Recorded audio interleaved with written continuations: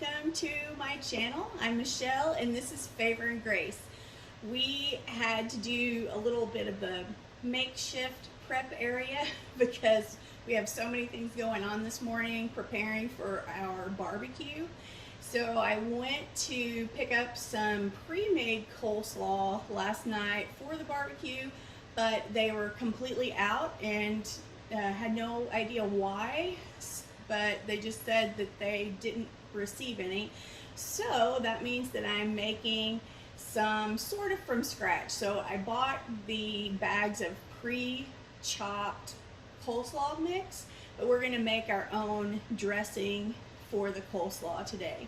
So welcome. If you are brand new, please leave a comment below so that we can say hello and welcome you to the channel.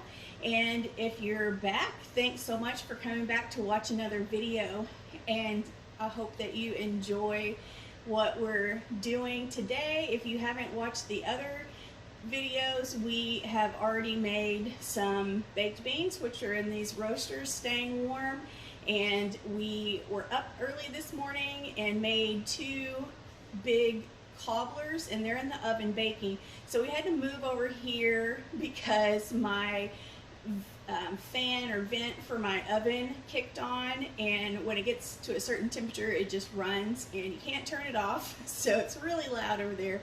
So we're back in the dining room with the beans at the dining room table to mix up our coleslaw dressing. So I'm gonna move over here a little closer to you. So we just have our bowl that we're going to mix this in, and this time we are making a big batch of coleslaw. So our beans here, we actually have two roasters that are full of beans, so that's for the entire group. So we made enough to serve 150 people. For the coleslaw, not everyone is going to want coleslaw, so we're not going to make 150 servings. We're going to make about half that number of servings, and of course it depends on how much you serve as well. So we have 7 bags of the pre-cut coleslaw mix, and we're going to make the dressing and then put this in the refrigerator until not long before we leave, because I just don't have the refrigeration space for a huge thing of coleslaw, but I can fit this bowl with the mayonnaise in it because that definitely needs to go into the refrigerator. You can also opt for a recipe for coleslaw, like a German coleslaw that doesn't have the mayonnaise in it, if you don't want to have to worry about keeping it cool while you're serving it or until you serve it. But today we're going to do the southern style with mayonnaise in it. Alright, so the first ingredient, our main ingredient, is mayonnaise, and this is just, I had 2 options when I was at Sam's Club yesterday, so I chose Blue Plate. Normally I use Duke's or Hellman's mayonnaise, that's my favorite, but this looked pretty good, so I decided to try it. So let me know, do any of you have a favorite mayonnaise, or maybe you're on Team Miracle Whip? My husband prefers Miracle Whip, so we always have mayonnaise and Miracle Whip in the refrigerator because that's his preference, and I would rather have the mayo. I also, for home, I always get the squeeze bottle because it's so much easier than the jar. But for today, we needed volume. So 1 jar is 30 fluid ounces, so just less than 4 cups. And you are going to use 1 cup of mayonnaise for every 2 to 3 pounds of coleslaw mix. And we have about 14 pounds. We have 7 bags that are 2 pounds each, so we have 14 pounds. So if you divide that by 3, that's 4.5 cups. So we're gonna go for We're not measuring this out, we're just eyeballing it.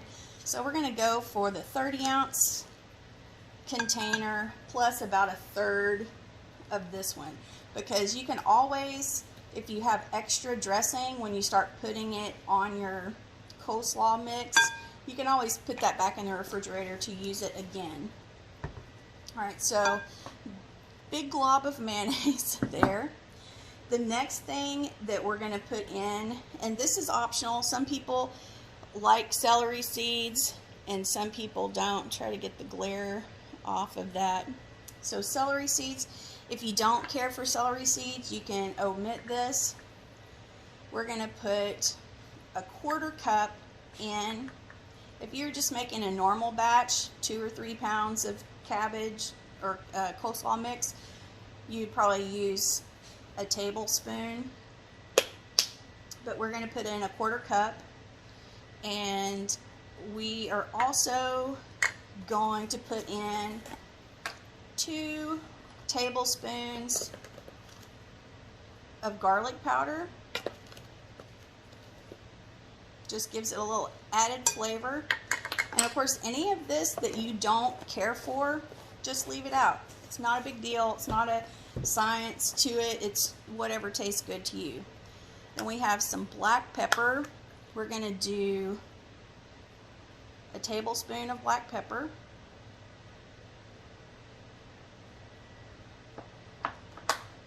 We're going to do a tablespoon of salt. And if you need to cut back on the salt, there's probably plenty in the mayo that you wouldn't even have to add that. Then also, for some added flavor, we're going to use some spicy brown mustard. And this bottle is about 2/3 full, or about 1/3 full, 2/3 empty. So I'm just going to use whatever is left in there. I don't think I can get my spatula in there, but we will fix that in just a second. Then the next thing we're going to add is a 1/2 cup of apple cider vinegar. And I'm actually going to use that to get the rest of my mustard out. This may not be very graceful, but so I'm just going to pour that into my mustard container and give it a shake. Move this over. Get the rest of our mustard out. We don't want to leave any of that behind. Alright. So apple cider vinegar, the rest of our mustard. There's just a little bit left. The other thing that I use that you can totally leave out if you don't like it is I'm adding some pickle juice. So that gives you some more of that vinegaryness, but also gives you the tang from the pickles. So this, I'm going to use a 1/4 cup of it. And I'm going to pour that again into our mustard container. Get the very last bit of mustard out so we don't waste any of that. That's going to finish off this bottle. Alright, so we pour that in there. And the last ingredient, again, completely optional, whatever you prefer. Excuse me, the pepper and garlic powder went up my nose a little bit. So the last ingredient, optional ingredient, is sugar. So some people don't like the added sugar. Some people use honey instead of sugar. So we're just going to do about a 1/2 cup. It's a little, I put a little less than a 1/2 cup in there. So again, this is just to taste. And if you don't want the added sugar, by all means, just leave it out. If you don't like it so peppery, cut the pepper in half. Whatever is your preference. Then with the vinegar, and I'm scooping all of the ingredients that have stuck to the side, making sure that I get those all in and incorporated.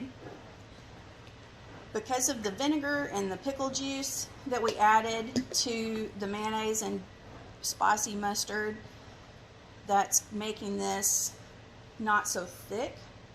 So let me use one of the spoons.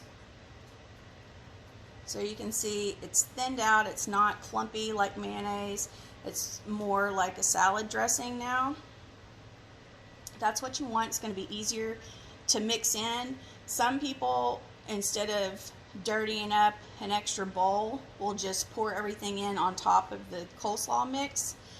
But just for ease, with this large of a batch, if I was just making some for my family, that's what I would do.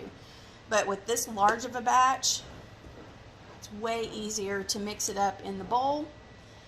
And then when you're ready to mix it into the coleslaw, you can do that.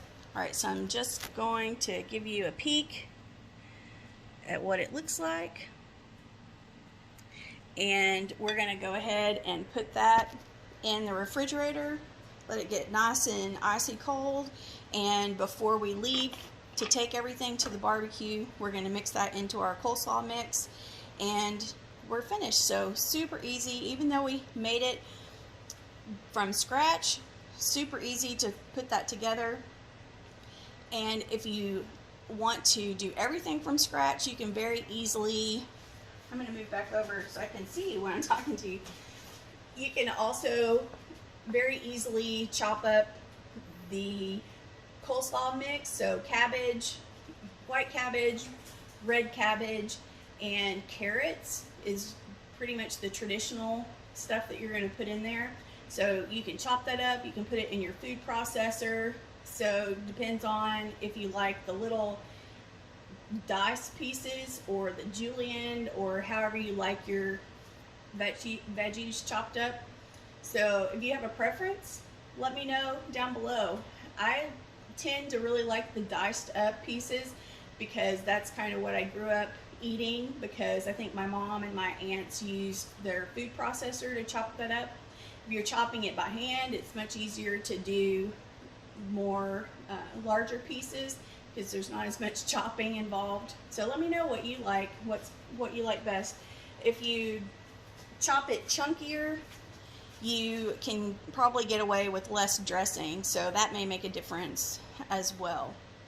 All right, so we'll see you back with the finished product shortly. All right, so we're gonna very quickly wrap up our coleslaw. We've had the dressing in the refrigerator cooling, and I've filled a bowl up with the coleslaw mix that we bought, and I'm gonna pour it in, mix it up, and let you see what the final product looks like. And in the meantime, here is one that I just finished mixing up. You can see there isn't tons of dressing in it, so if you like more dressing, put as much as you want. I don't like it quite as thick with the dressing, so that is just the way I like it, so that's how I'm making. All right, so I'm going to flip you back over, set you up here, and I'll show you what I did. Super easy. I have my bowl with the coleslaw mix in it. Then I'm just going to pour a little bit of dressing in. You can always add more, but if you get too much, you can't take it out. So I have just a dollop, big glop in there. One thing that a lot of people make the mistake of when they're adding the dressing is they think, oh, that's not enough, and they put like double in there because it seems like it's not going to cover it. But the more you toss it around, the more it kind of spreads out, because you don't want those giant glops in there, or at least I don't like the giant glops in there. If you're doing a huge batch, which I'm just using, I'm going to add just a little bit more, not much. I'm using a smaller, this is the bowl that I would normally mix coleslaw in unless I was doing a smaller batch. So this is a pretty manageable amount. And I can still add some more to that. I have one more bag out in the refrigerator in the garage, so I'm going to go get it, and add a little bit more dressing to it, and we'll have 2 big bowls of coleslaw, and that's all there is to it. If you're doing a huge batch though, and maybe a big pan, you could throw some gloves on and toss it up with your hands, and it's going to be a lot easier to manage that way. All right, well, thanks for watching. I have to get going, so I'm not late getting the food there, but I hope you enjoy the video today. If you did, give us a big thumbs up. Be sure and check out the video where I made the baked beans and the cobbler, and let me know if you have a barbecue and try any of these recipes, and send me a picture so I can see your finished product. Have a great day. Blessings to you all. See you soon.